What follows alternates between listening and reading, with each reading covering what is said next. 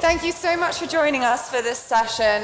We're here to talk about Finfluencers, financial influencers, and how we're approaching financial information on platforms on social media at the moment. And I'm here with Timmy Merriman-Johnson, who's a financial advisor, a content creator, and the founder of Mr. Money Jar. Thank you so much for joining me. I think financial influencers are a relatively new concept. How did you find your way into the industry? It's a great question, Christina. Thanks everyone for joining the session. I'll start you off with my career. So I got started in financial PR 10 years ago. I did that for 3 years, and it's my job to be on the research team and crunch numbers and get them into press releases and bother newspapers and that sort of thing. Then after that, I spent a couple of years in influencer marketing. So that was me finding people like myself, but on the agency side to connect them with brands. And after that, I spent a bit of time as a finance manager. So what I do now is sort of a combination of all the jobs I've had before. And in 2019, I just started posting about money online because I was interested in it. I had questions about money as a relatively young person, like pensions, how to get on the property ladder and stuff. And then the pandemic happened and everything changed overnight because everyone was at home and on their phones. And so it was a bit of a captive audience. But then people were going through a lot of financial changes at the time as well. And some people were on furlough, some people had lost a job. So all of a sudden, there were all these people that really wanted to know about finance. So kept posting, people started to follow, brands started to approach, news organizations started to contact me to come on TV and stuff, and it just kind of grew from there. And then as COVID became less of a thing, I started to be invited to lovely in-person talks like this. Welcome. And I guess it's quite an interesting career to have, and it's an interesting phenomenon for people to seek out this kind of information on social media, where we do know that not everything is accurate, it's not necessarily reliable. Why do you think audiences are going there rather than more credible sources of information? More credible? Some of it, I'm not saying generally, it's not a reflection on your content, but I'm sure you know that there's a lot of financial disinformation out there too. Sure, I think in any market, you're going to have your fair share of bad actors, but I think when it comes to content creation, because it's so public facing and you're putting your face on it and there's people watching it and commenting, you're actually very strongly disincentivized from pulling the wool over people's eyes, because if you get found out, there goes your platform and there goes your source of income as well. But why do I think so many people are accessing financial information online? I think we're at the right point in history where we have internet speeds that are fast enough, devices that are powerful enough, and social media platforms that are sophisticated enough to enable people to just check their phones and learn something. Particularly I remember when TikTok took off in 2020, I remember thinking like, our attention spans are done. Like, people can't watch videos for longer than a minute. I don't actually think that's true. I think that content consumption has become more contextual now. When people pull out their phone to look at a TikTok or an Instagram reel, they're doing that, because they're at a restaurant and their friend's gone to the toilet, or they're at a bus stop or something. So they're doing it with the expectation that they're only going to watch a minute-long video or a few minute-long videos. But when people go on their phones to view social media content, they're doing it with the expectation that they're going to do what we call information snacking. So this is when you go on and you watch a few short videos. But look, people still listen to podcasts, people still watch films. It's just like when you sit down to watch a Netflix film or a TV show on Netflix, you're doing that with the expectation that you're going to be there for an hour, 2 hours, 3 hours. So our attention spans are fine. And when it comes to social media, the stickiest way to share information, 21st century, is short form video. It's very interesting when I'm out with my friends, kind of watching them scrolling on their feeds. They'll linger on a photograph, but they'll stay on the video and they'll engage with it. And Google released some data in 2021 where they said that for Gen Zs, they're losing 40% of Gen Zs on Google because that age group now searches on the social platforms rather than Googling something. And I can attest to this. My youngest brother is 18 years old, and when I say I'm going to Google something, he looks at me like I'm a granddad. So And how can you get the full picture then in under a minute? Sometimes you can get the full picture in under a minute. Well, not the full picture, but sometimes you can get enough information in under a minute. There's a three-part blueprint to what makes a good short video. The first thing the user sees is the first 5 seconds. So the first 5 seconds needs to grab the attention of the viewer. It could be an interesting question. It could be something controversial, funny, and so on. Then the middle of the video gives you the information that you need to hear. And that's like, you really want to trim away all the fat and just give people what they need. And then at the end, you issue a call to action or a request to the viewer. So it's not so much about giving, getting the full picture. It's about giving the person like what they need. And if you do it one topic at a time, then that tends to work. And it could be to signpost them to something which is longer form, like an article or a longer video. That's how I see short form content working. And this is obviously your career now, you make money from your content. How do you navigate brand partnerships, advertising on social media while still really trying to be an expert and giving financial advice? Yeah, so I would say, broadly speaking, I make like half of my money is made from sponsored posts that I work on with brands and referrals, and the other half is by giving talks and delivering workshops in person. In the UK, we have very robust advertising like standards through the ASA. So they say things like you need to put the ad hashtag in your caption when you're posting above the fold to disclose it. If you work on a branded piece of content, particularly with a financial services firm that's FCA regulated, they will go through a lot of rigorous checks as well to make sure that the information is that's being shared is compliant. I have heard people speak to me before about concerns that they have that because the piece of content is an advert, that it's not genuine. But actually, the best brands and the best projects to work on are where they give you free reign over what to say. They just tell you what not to say. So you get given a don't list, and you can write a script and you can do a video so it sounds authentic and in your own voice. What sort of things do they put on the don't list though? Like you can't give financial advice is a really big one. So whilst I'm a qualified financial advisor, I don't actually give financial advice online. I give financial guidance. And that focuses less on the prescriptive, like here's where you should here's where you should invest your money, and more, this is what the stock market is and this is how the stock market works. So it focuses on the how and your options rather than being specific.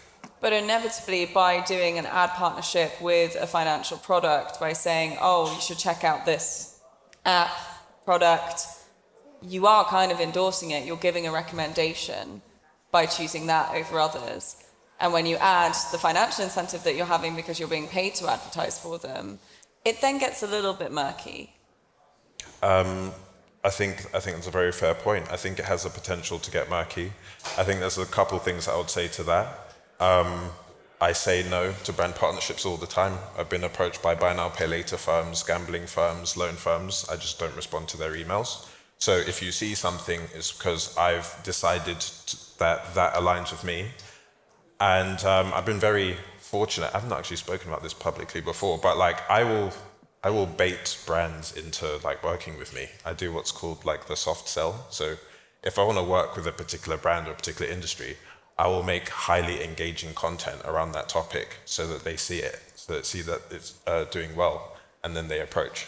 So I've been quite lucky. I've gotten to work with the sort of brands that I want to work with. I also share this with my network of creators. Like they're like, how do you work with brands? I'm like, just show them the content that you're making works, and they will come because they want to get eyeballs on their stuff as well. And when you turn down brands, why are you turning them down? I'm turning them down.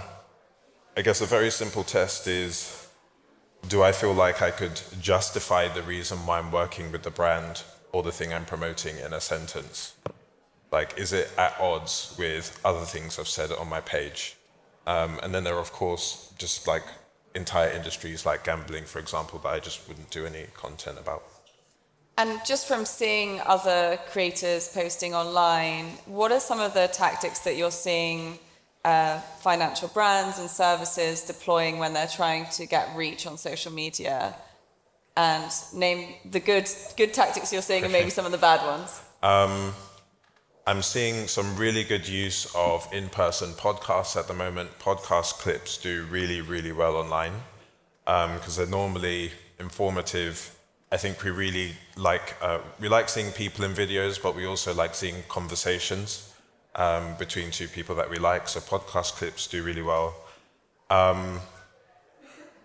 A few weeks ago, I was invited to Downing Street to speak to the Chancellor about inflation. That was very surreal. I met Jeremy Hunt in person. And I think that there are brands and organizations that are using offline settings or settings you wouldn't usually see the creator in to garner attention. Because when you see someone that you normally see who's in their bedroom at Downing Street, you're like, wow, I need to pause on this video, I need to watch it. So that's some of the good stuff. Some stuff that doesn't work well, I think the main thing that doesn't work well is when a brand works with an organization and it's very obvious that that person's been handed a script and they're reading off the script. Because most of their organic content is going to be in their voice and is going to be authentically them. And you can just tell straight away when they're just reading from a script they've been given. That's why I say to brands, when you're working with creators, tell them the stuff that they can't say, either because it's not compliant or like obviously a brand isn't going to support you going, this brand is really bad, because obviously they're paying you. But once you give them that list of things that they shouldn't do, give them the freedom to be themselves, because their audience will see that authenticity and will connect with it. And then that will help you to reach more customers and sell more products. And in terms of who brands are targeting to deliver their message, what is the value in going to financial influencers over other broader, maybe lifestyle influencers? Is there a place for both? Yeah. I'm really loving the questions, by the way. Why go to financial influencers? So a lot of people access financial content online. It's like up to 80%, particularly when you look at Gen Zs and millennial audiences. And in addition to the things I said before around the fact that we all have smartphone devices on us, I think for most of us, actually just a quick show of hands, how many people learn about money at school? No one. Okay, no one. Yeah, so that's why. There's just a huge gap in the market that isn't being filled. If you don't learn at school, if you're not lucky enough to learn from your family, then through social media, you have literally hundreds of people who are talking about money in a way that you relate to and that is accessible. There aren't just financial advisors online. There are insurance experts. There are parents. There are students that are at uni and talking about student loans and like the right tin of baked beans to get, I don't know. But then also there are lifestyle creators too. And I think people who sit outside of the financial sphere are also very important, because I think if you are a high intention kind of consumer of financial content, then you'll go straight to a finance person. But if you want to watch like sporting content or beauty content, and your favorite beauty content creator weaves in like a money topic or works with a financial brand, that can be quite powerful too, as long as it's done in an authentic way. And do you think that there has been this trend towards going more broadly now? I've seen a lot of partnerships with reality TV stars, celebrities. What can be some of the pitfalls with going for somebody who's not a specialist?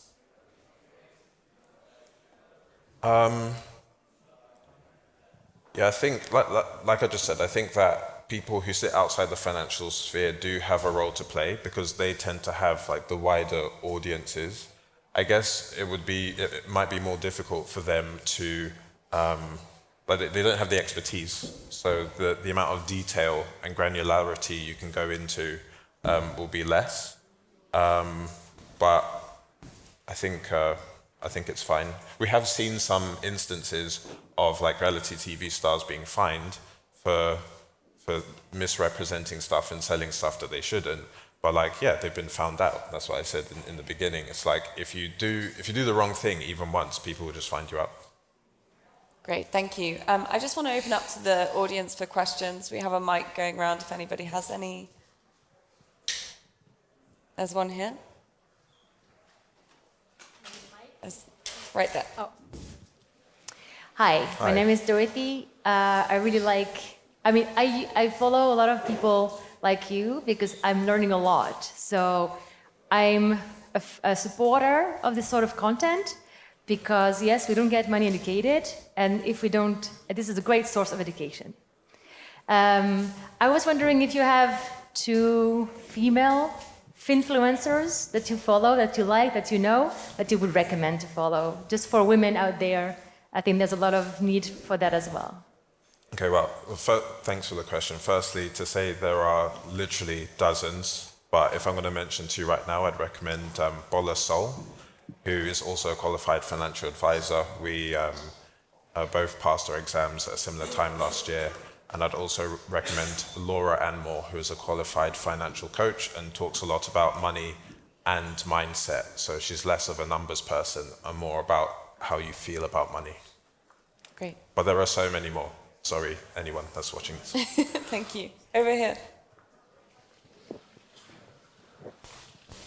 Hi, guys. My name is Dipesh, and I'm part of a startup called Camino.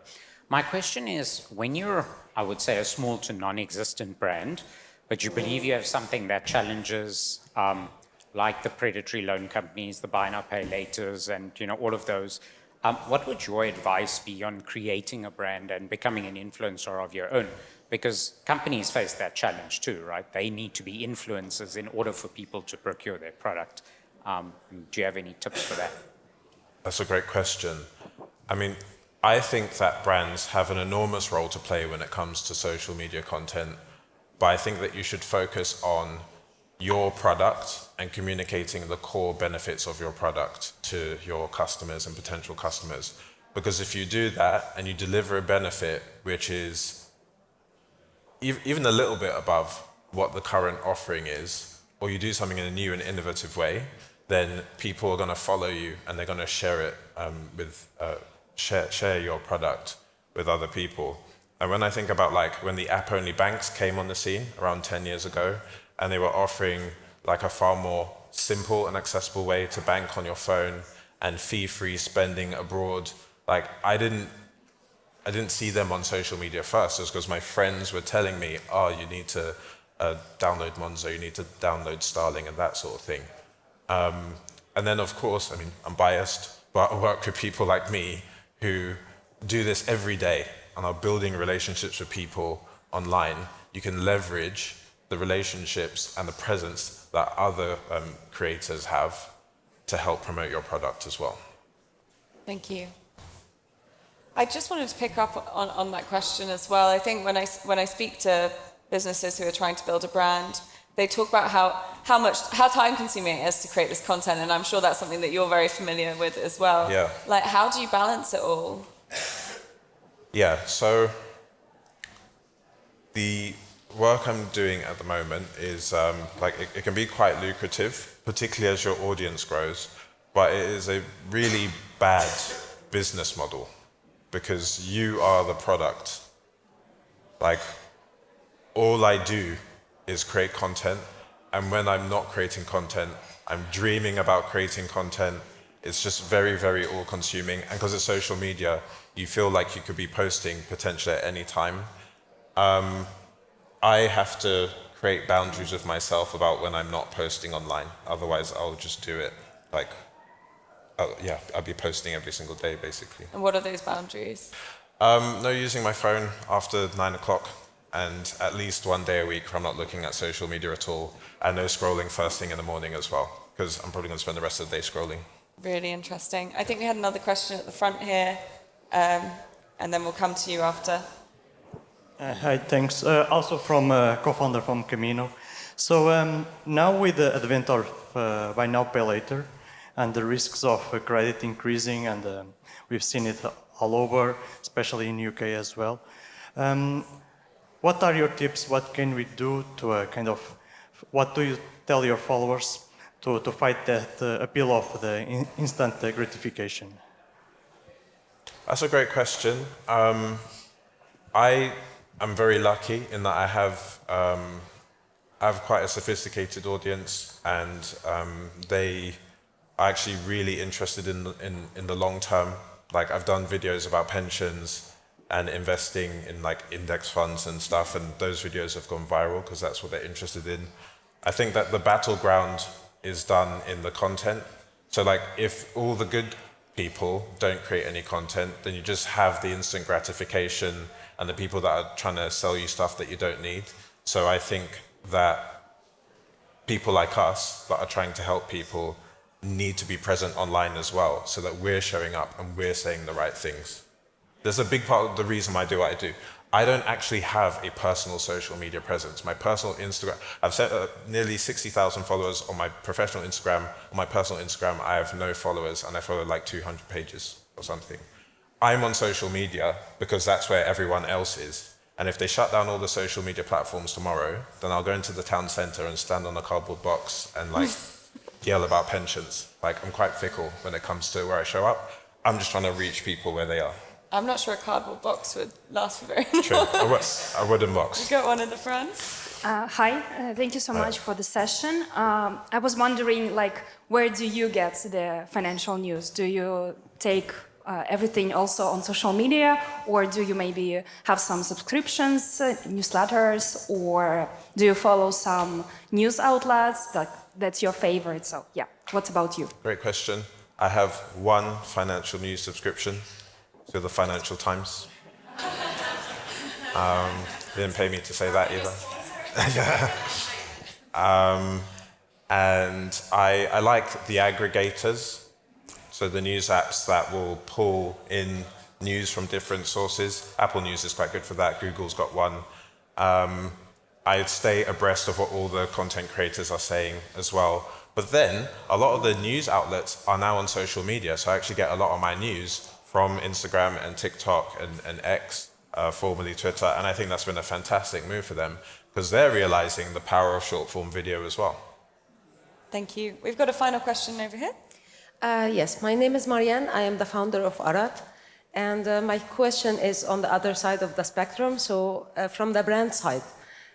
When we want to approach influencers, especially if you're a new brand, that basically no one heard of you before, and as you said, you want to get to your customers where they are, and they are on social media currently, and we want to approach them through influencers. How should we take that first approach? That's a great question. I'll try to say 3 useful things. I would offer emails rather than DMs because our DMs are clogged up with notifications and those are things like that. I would address the person by name at the start of the email.